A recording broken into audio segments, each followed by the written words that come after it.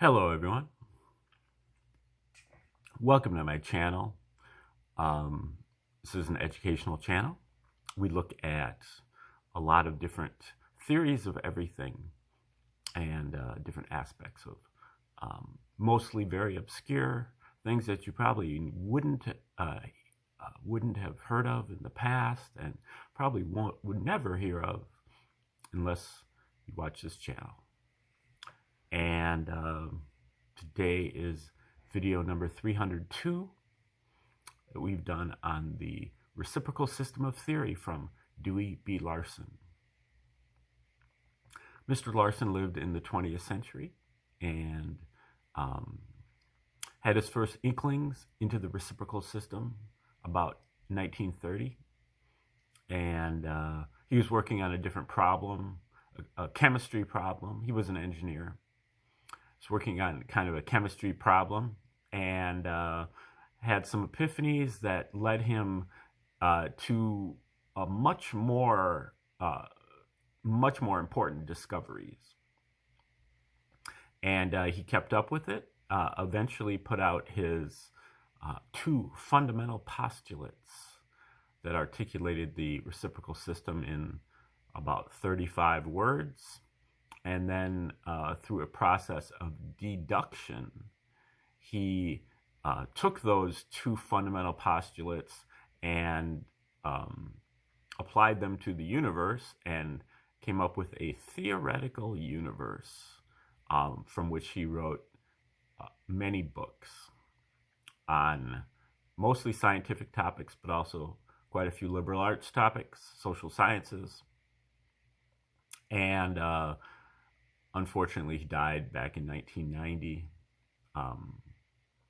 and left behind a few dedicated followers who have kept the faith and even improved on the theory. And one of them is Dr. KVK Nehru, a professor from India who has been following the reciprocal system since, I believe, the 1970s. And we're looking at an article that he wrote today that is called the Space-Time Universe. And this article dates all the way back to 1982, I believe. But we have, I believe this is the 9th episode of reading this article. So you might want to go back to about 8 videos if you want to get to the start of this video. But now the basic idea of the reciprocal system is that this universe is a universe made entirely of motion. It's not made out of matter. It's not made out of energy. It is made out of motion, which is not a new notion. It is something that some eminent scholars in the past, such as René Descartes and Thomas Hobbes, have posited, but Larson distinguishes himself by defining motion as the relationship between space and time. And as Dr. Nehru says in this paper, he also conceived of motion as the contents of the universe, whereas all thinkers beforehand conceived of motion or conceived of it as being the setting of the universe, the stage upon which the action of the universe partakes. Now, because Larson defined motion as the relationship between space and time, for thousands of years, we have thought of space and time as being the setting of the universe or the container of the universe. In Larson's conception, though, of space-time as motion, he saw space-time space and time as being the contents of the universe and not the container. Now, when saying that motion is the relationship between space and time, this sets up a generalized reciprocal relationship between space and time. Motion is basically a fraction with space or time as the numerator and time or space as the denominator, except that space and time can come in 3 dimensions, and they also both progress. Time gets later and later and later, and space gets farther and farther and farther apart. So there's one aspect of space and time that is 3-dimensional. There's another aspect of space and time that is what Larson calls scalar, and clock time and clock space. So there's coordinate time and coordinate space, clock time and clock space, and that space and time are both only come in discrete units. There has to be a full unit of space before you have space. There has to be a full unit of time before you have time. And so they come only in chunks, but those chunks are very small and generally not recognizable. So that really is his first postulate. And second postulate is that the universe conforms to the relations of ordinary commutative mathematics, and its primary magnitudes are absolute and its geometry is Euclidean. Some of his followers eventually disputed the Euclidean geometry part and possibly even the commutative mathematics part. That's for a later episode. But for today, we're just going to look at Dr. Nehru's paper starting at part 5. And in this paper, he basically goes over some of what he calls the outstanding achievements of the reciprocal system, areas where the reciprocal system accomplished clearing up various conundrums of modern science and providing easier explanations and being able to account for all of the anomalies. Unfortunately, nobody knows about the reciprocal system, so science is still being hampered by all those different problems that they have, and they're covering those things up with things such as fundamental constants and hypothetical, purely hypothetical mechanisms like the Big Bang and the black hole that have absolutely no evidence for them, but they use them to, and stuff like the strong nuclear force and the weak nuclear force, where it's just Larson in one of his articles identifies that as really like that there's no difference between using the strong nuclear force and the ancient people from 3,000 years ago saying that this is the demon of the atom or this is the angel of the atom.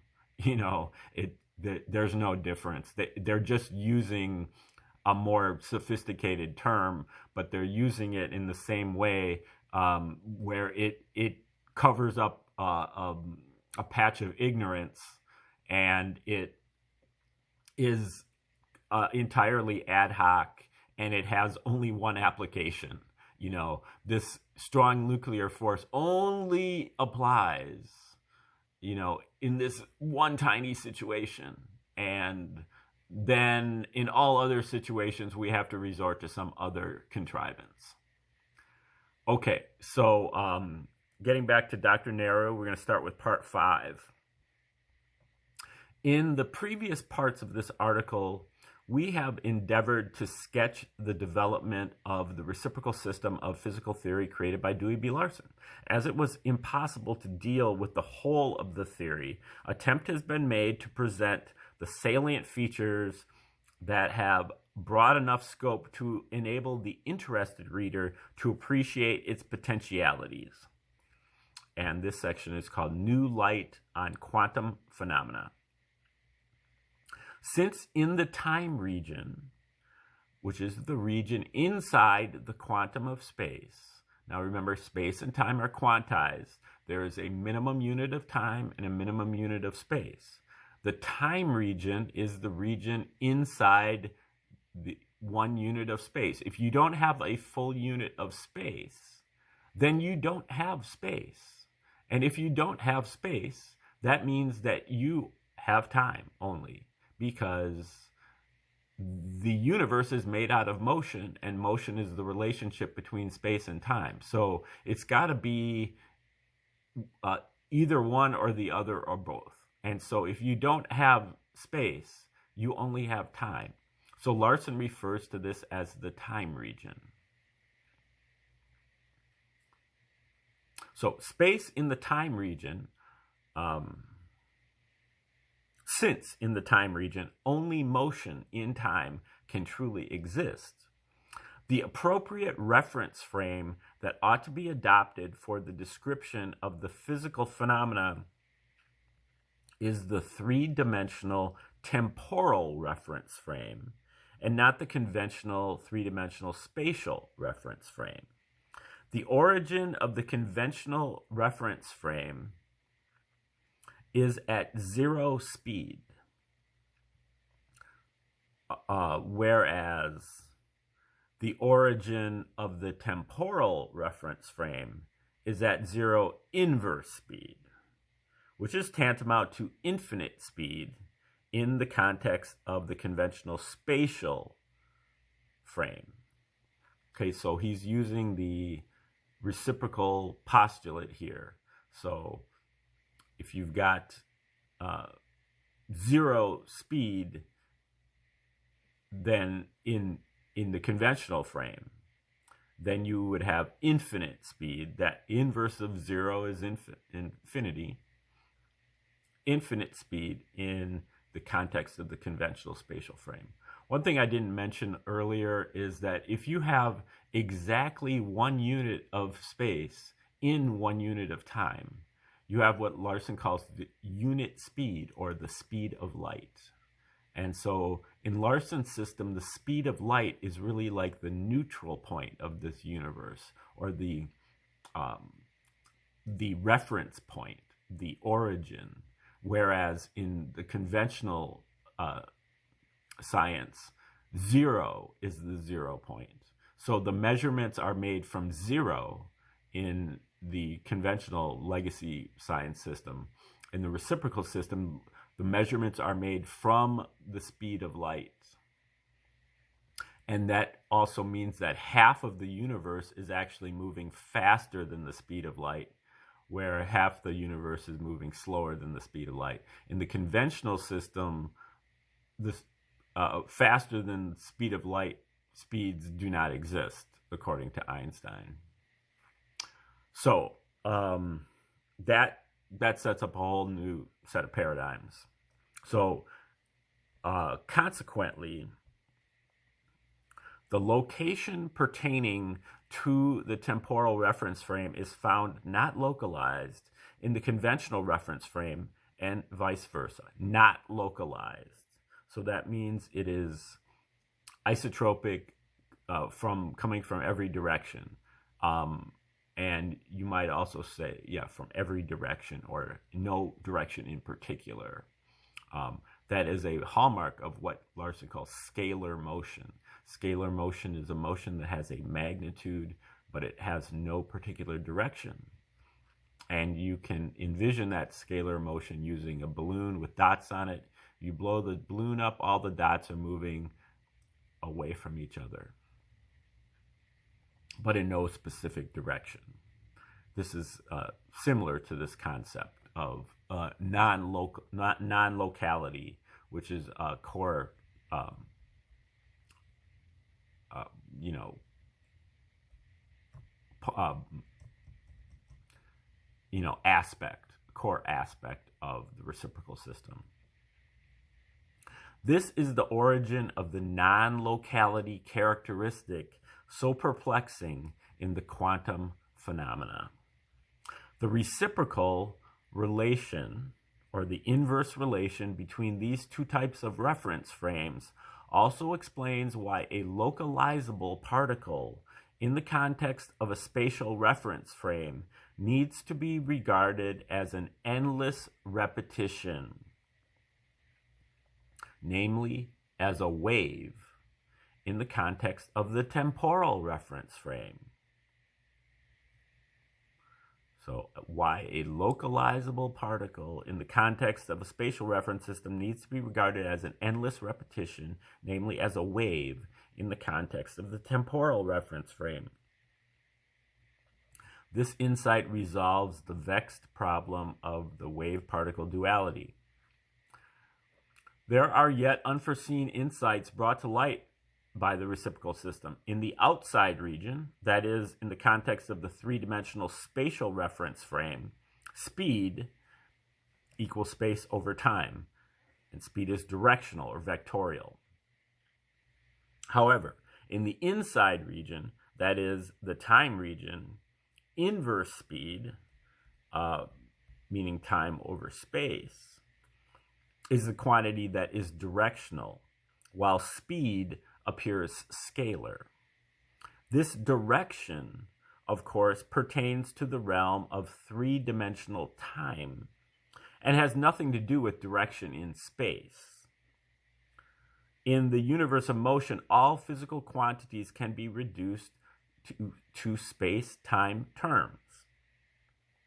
Larson, in a major overhaul of the dimensions of the various physical entities, arrives at the conclusion that the dimensions of energy are those of inverse speed, namely time over space. Consequently, energy needs to be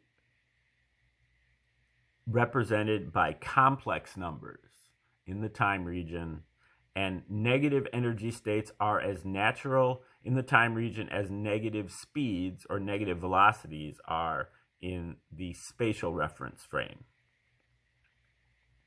If you remember, a complex number is a combination of a real number and an imaginary number, a plus, an addition of a real number and imaginary number. And if you remember from your high school, I guess, I don't know if that's geometry or trigonometry, but the imaginary number is I. There's also a J and a K, and I is the square root of -1. So, which is imaginary, but it basically is a 90-degree rotation. Okay. Now, I guess this is the conclusion of part 5 here. We have attempted to present some of the important contributions of the reciprocal system to the understanding of the physical universe, starting from a new paradigm, the concept of a universe of motion, in place of the current one of a universe of matter, embedded in a framework of space and time. The examples cited here are expected to convey a broad enough scope of the theoretical system and establish that a prima facie case exists for a general theory. It is only fair to record that some of the more esoteric aspects of the theory, like multidimensional motion, the scalar regions of the universe, etc., have entirely to be omitted for pedagogic reasons. Mention must also be made of the fact that Larson finds the basic constituent of the universe according to the new paradigm, namely to be scalar motion. Even though the existence of this kind of motion has been recognized, it has played a minor and insignificant role in physical theory hitherto. So Larson carries out a full-scale investigation of the properties and possibilities of scalar motion and discovers that this type of motion plays a central role in the drama of physical phenomena. He finds, for example, that some of the unexplained physical facts are really the unfamiliar features of certain types of scalar motion. For example, all the observed characteristics of the gravitational field, like the instantaneous action, the lack of shielding effect, equality of the inertial and gravitational mass, etc., come out logically from the properties of scalar motion of a particular type. There is no need to resort to ad hoc assumptions like the curving of space-time and the finite speed of propagation of the gravitational influence, which have absolutely no observational support. Consequently, the reciprocal system is free from all singularities, like black holes, cosmic strings, and the like, that plague conventional astronomy theory. Indeed, the occurrence of these singularities indicates a defective theory. Before the advent of the reciprocal system, there has been no theory that truly depicted the facts about gravitation. Therefore, theories not fitting the facts have been allowed to pass off, and stupendous amount of research has been sidetracked. The real reason for omitting the description of some of the significant features of the reciprocal system alluded to in the above paragraph from this introductory article is, as has been hinted at the outset, no matter how simple and logical the new conclusions are from the viewpoint of the new paradigm, since one is habituated to the old paradigm, some of them might look nothing short of preposterous. Having invested one's entire professional career in the existing paradigm, one's mind does not take kindly to the prospect of a basic paradigm change.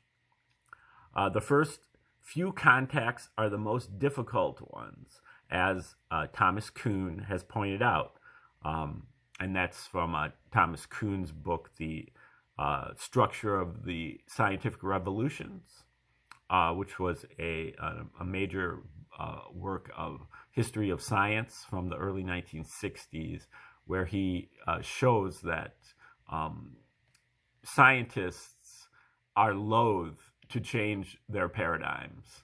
And he goes through in particular the scientific revolution of the 17th and 18th century, or 16th, 17th, and 18th century, all the way from the time of Copernicus all the way up into the time of Newton, and I guess up to the Principia from 1687, and shows that there were plenty of opportunities for scientists to change their mind based on all this anomalous evidence that had come up, especially through their telescopes and other observational ways of knowing that they ignored, and and they censored people, and they blackballed people, they burned a few at the stake, they exiled them into to barren islands, all because these people dared to go where the evidence was leading them. And so it took several generations for people to actually come around to the Newtonian universe, and even just to come around to a heliocentric universe, which is now ironically being challenged from the other side. But that's a topic for a different day also. Okay, so as Thomas Kuhn points out, one would not be inclined even to pay attention to the new conclusions, much less evaluate them on their own merit. It has been found wise to discuss first those features that could be assimilated easily on a first encounter. So that's what Nehru was trying to do here with this paper, is to go into the most, the most assimilable changes that the reciprocal system has made over various subjects. And that is the end of the paper. Now, tomorrow, I'm not sure. We might stick with Nehru. Another paper that he has is called Eternal Ceaseless Motion, the New Paradigm of Science. And, here in this paper, he's going to kind of get into some of the differences between Newton and Einstein and where Larson fits in with all of that. And so I think that might be instructive. This is a paper that he wrote much more recently, I think in 2000. And so we might check that one out. Otherwise, we might improvise and do something different. But thanks for tuning in today, and have a great day.